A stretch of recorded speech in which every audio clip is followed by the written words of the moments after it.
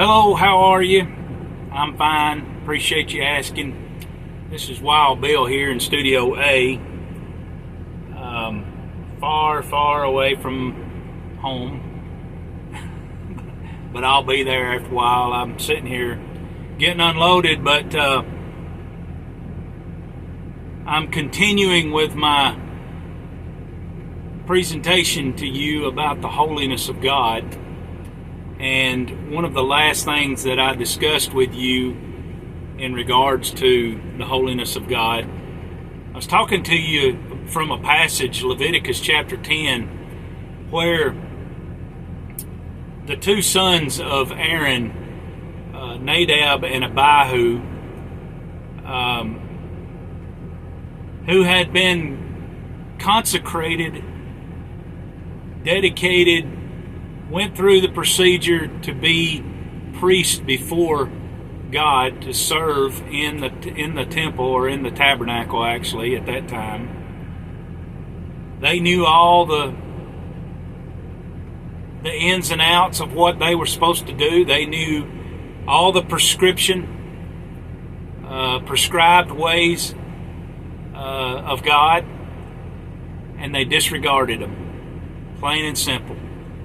They did what they wanted to do.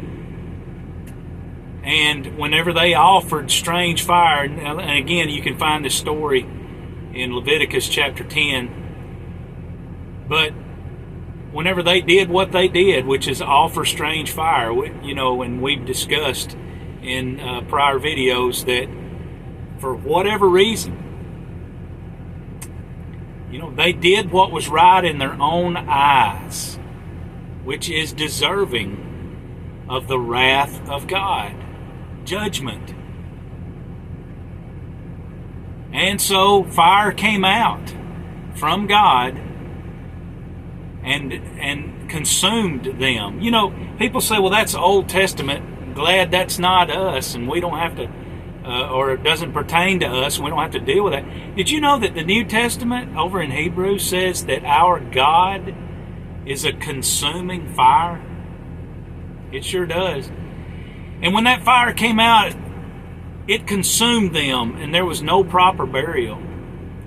God said, drag their corpses out of the camp by their tunics. In other words, by their shirt tails. Drag them out. Get them out of the camp. No burial. No proper burial. Do not lament them. Don't tear your clothes. Don't mourn for them, lest you die. He said, don't regret their deaths. Rather, you better regret that my wrath was kindled. See, they polluted God's sanctuary with their false worship. He must be regarded as holy. God essentially was saying they profaned me with their false worship. One of the biggest lies that anybody can tell themselves is, I don't have anything to worry about when it comes to the wrath of God. My God is the God of love. Well, you're evidently reading into the scriptures you've been given in a wrong way, misinterpreting. You're reading a different Bible, or your God that you have created for yourself, which is, well, he's an idol, and he is no God at all. Yes, God is a God of love, but he is a just and holy God as well, and he expects you and I to be his servants, his slaves. He expects us to be submitted to him. He expects us to follow him according to his ways, not our ways. See, here's a question to ponder right here. Since you got out of bed this morning, is there any reason that you haven't fallen into hell. Because He is a holy God. He is perfect. He is different. He is distinct. He is something other than everything He created. And you know, I have an answer for that question. My only answer, at least for myself anyway, is apart from the gospel, I do not have an excuse.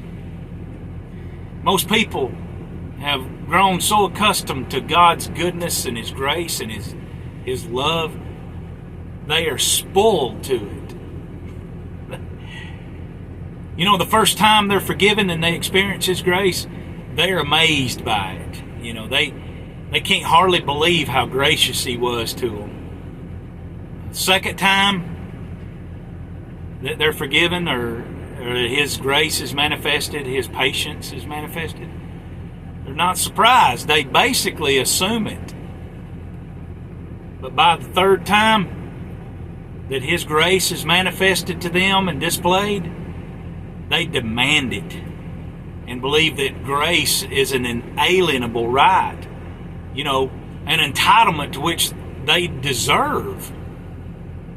Most people believe God owes them grace. You know, but by definition, grace is something you can't possibly deserve, or it wouldn't be grace. And these entitlement people, they're the ones that will shout, well, it's not fair, it's not fair, when they expect it, but they don't get it. It meaning grace, mercy. So you and I have no merit before God. We only have demerit. If God ever treats us justly outside of Christ, we will perish. You know how people are always hollering for justice, justice, justice. Do you know if you get justice outside of Christ, you will perish? I know I repeated that, but it bears repetition. See, in dealing with truth, there is no room for assumptions. If there is a God, and there is, and if He is holy, and He is, and if He's just, and we know that He is, then He could not possibly be without wrath. And if you have been reconciled through the blood of His Son, or if you have not, if you haven't been reconciled through the blood of His Son, the only thing that you've got to look forward to is His wrath. And it's a divine wrath, and it's a furious wrath, and it is an eternal wrath. Because for those who come near Him, He must be regarded as holy, separate, distinct, something other. And if you have ever considered coming near the presence of God, you must come to Him clothed with the righteousness of Christ. Something to think about. Take everything I'm saying with a grain of salt. Remember the widows, the orphans, and the poor.